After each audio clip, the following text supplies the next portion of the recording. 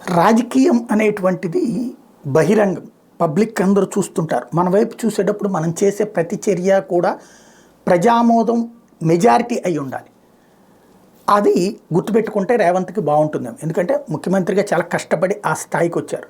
కాకపోతే తనేంటి, తెలంగాణ అన్నటువంటి సెంటిమెంట్తో ఏర్పడినటువంటి తెలంగాణకి బ్రాండ్ అంబాసిడర్గా కేసీఆర్ ఉంటే ఆ తర్వాతన అధికారులకు తను వచ్చారు.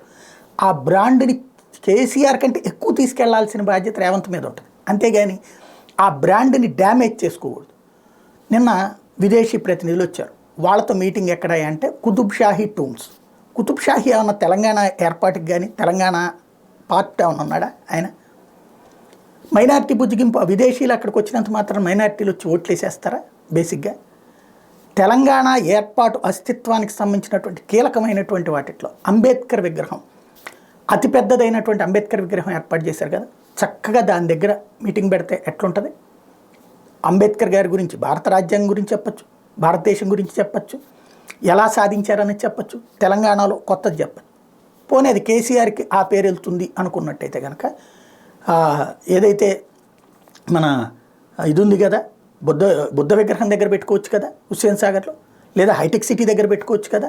ఇదిగో ఈ ఏరియా అంతా చూసారా డెవలప్మెంట్ ఎట్లా జరిగింది అన్నట్టు. లేదా సంప్రదాయం గుర్తుకు చేయాలనుకుంటే యాదగిరిగుట్టలో పెట్టచ్చు కదా.